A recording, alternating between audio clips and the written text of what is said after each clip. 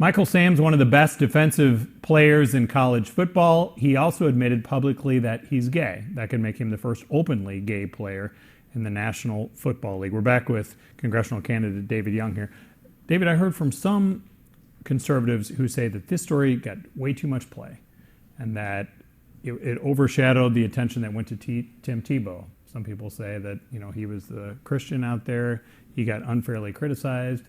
Michael Sam has never taken a snap in the NFL. He's getting too much play. Is it overcovered? Being the fact that I have not really heard about this story or paid attention to it, maybe it's overcovered on some of the stations that cover it, but I have not been adhering to the story at all. Does it do anything for the conversation about gay rights? Somebody this potentially prominent coming out there? I don't see it, one way or the other, really affecting it. Some people would not want them on their team. Would it bother him to have him on your team? I want the best people on my team, all right, regardless. All right, let's talk about Obamacare here, the Affordable Care Act. This past week I covered a news conference over at the State House, and it was about people showing how they've benefited from Obamacare. Before we get into how to fix this thing and your feelings about this, do you agree that some people have benefited from the way the program is set up? There may be some that have benefited, but does it outweigh those who it is maybe affecting in a negative fashion? And was this then the right approach to do all this? All right, so the next approach, Mr. Congressman wannabe, what do you do with this? So you win here in November. Sure. Obamacare's still in the books. Yep. So then what? It's still on the books, and as much as I don't appreciate and agree with the law and would like to see it repealed and replaced, it's going to be there as long as the president is the president. He's not going to let his key signature legislation go. But there are some Democrats out there up for re-election, about 14 of them in the Senate, who are having some real problems with this, and they're making some noise and making efforts to try to change parts of this law.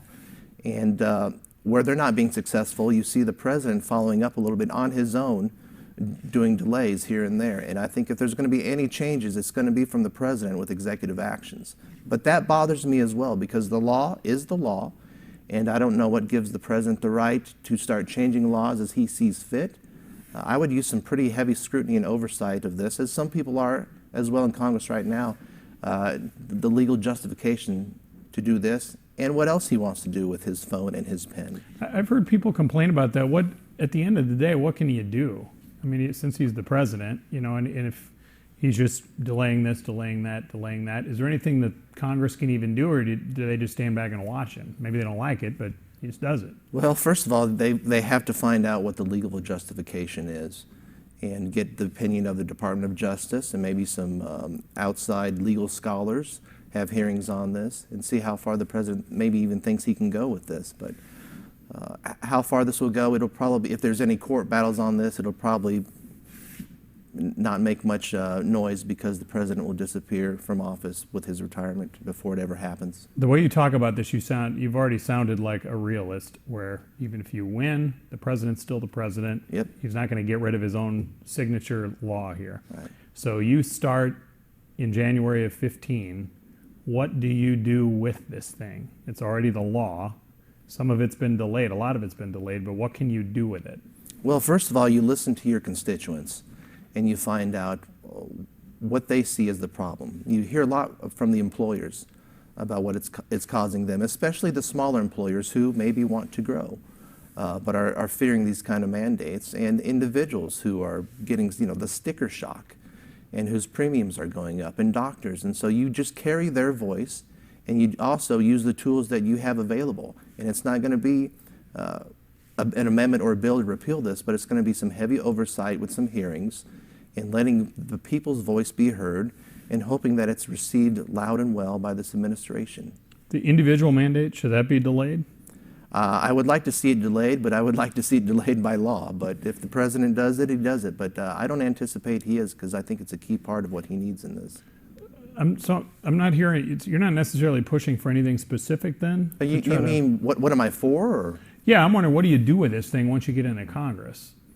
Well, you have to propose something too. You can't just be a party of no. Right. I mean, this passed, I think it was a bad idea, but it trumped the no ideas that my party had. And if we did have an idea, it wasn't trumpeted very loudly. I want to drop the barriers across state lines that allow people to shop for insurance, just like home insurance or car insurance. That will be competitive, bring down prices. I want to make it portable. I would like to see people own their own health care and take it with them from job to job, and maybe not be so tied to an employer health program. Tort reform. Defensive medicine is really, it's making costs rise in medicine. Doctors practice every procedure they have to and test to make sure they're not going to get sued. Health savings account, expand that. Price transparency. We go to a doctor or a hospital, and then afterwards we know what the bill is. We should be knowing what the price of these things are before we go in. That will lead to competition and better health care, and many times that's paid for by Medicare, the taxpayer, so we should have a right to know. All right. David will come back with us a little bit later in the show for the Quick Six. But next, we'll talk to a Hollywood actor on why it was so unusual to get the request for him to come to this state, and if President Obama has had any effect on his life on the road as a comic. We'll do that next.